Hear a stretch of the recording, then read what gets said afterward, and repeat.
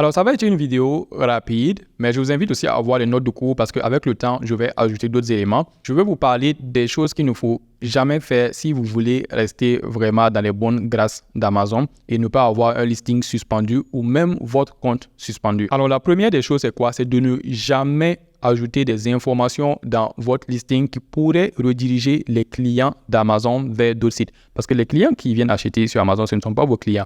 Amazon déteste ça. Alors, ne mettez pas dans vos images, par exemple, des liens vers votre site ou même dans la description.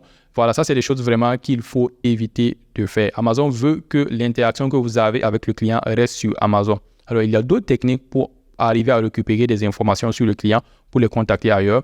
Mais de base, ça, c'est vraiment trop flagrant, ne le faites pas.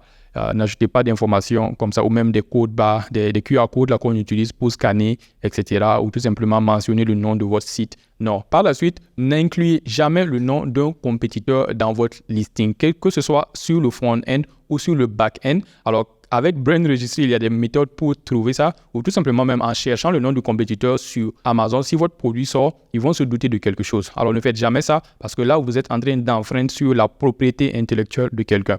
Au niveau de la publicité, vous pouvez faire de la publicité pour afficher votre produit quand on recherche le nom d'un compétiteur, mais vous n'avez pas le droit de mettre le nom du compétiteur dans votre listing. Une astuce, par exemple, si vous voulez vendre un produit qui est compatible avec une autre marque, vous pouvez écrire, par exemple, clavier compatible MacBook, au lieu de tout simplement écrire clavier MacBook. Non, ce n'est pas vrai, ce n'est pas un clavier MacBook, c'est votre marque, mais il est compatible, il peut être utilisé. Donc, faites attention au vocabulaire, aux termes que vous allez utiliser. Ce n'est pas totalement interdit, particulièrement dans le cas des accessoires, mais il y a des manières de formuler pour ne pas être dans des problèmes. Par la suite, il ne faut jamais mentir dans votre listing. Ne dites pas que votre produit il a certaines fonctionnalités alors qu'il ne les a pas ou mentir par exemple dans les dimensions. En général, ne mentez jamais parce que de toute façon, ça va se savoir dans les commentaires des clients. Mais en plus de ça, vous allez avoir beaucoup de retours et Amazon risque de fermer votre listing et vous allez être dans des problèmes. Donc, faites très attention à ça.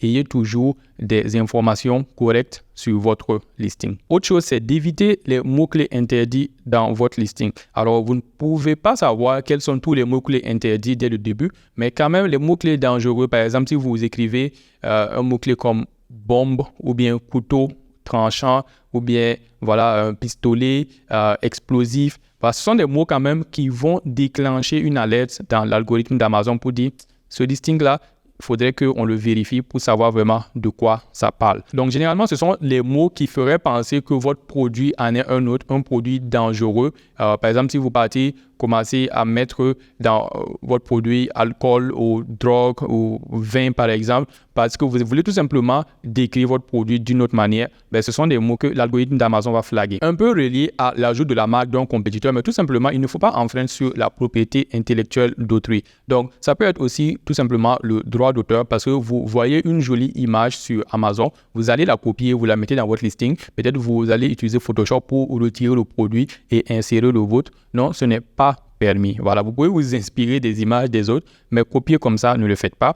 Et par exemple aussi, quelqu'un qui écrit une description, un titre, les bullet points, c'est une fonctionnalité que vous aimez bien, vous venez vous copier, vous allez mettre dans votre listing. Non, modifiez un peu quand même, ce n'est pas difficile du tout. Autre chose, c'est de ne pas inclure les informations d'expédition dans votre listing. Alors, quand vous mettez des informations dans un listing sur Amazon, ce n'est pas juste pour vous, le vendeur, c'est pour tous ceux qui viendraient à vendre sur ce produit-là. Donc, quelqu'un d'autre pourrait venir vendre votre produit sur votre page. Bon, je dis votre page, ce n'est pas votre page, c'est la page de Amazon. Mais qu'est-ce qui se passe si vous êtes dans Prime et vous dites au client qu'il va recevoir le produit en 2 jours? Déjà, vous n'avez pas le droit de dire ça. Ce n'est pas vous qui définissez les conditions du programme Prime, donc vous ne pouvez pas dire ça. Mais supposons que quelqu'un d'autre vienne pour vendre le produit sur votre listing, encore une fois, même si vous êtes une marque enregistrée. Et en ce moment, lui, il a par exemple une unité qu'il veut expédier par la poste UPS, par exemple, au client. Mais en ce moment, ce que vous allez mettre dans le listing ne s'applique pas à ce que lui, il fait en faisant du FBM. Il ne pourra probablement pas livrer en 2 jours. Peut-être il veut livrer en 1 semaine.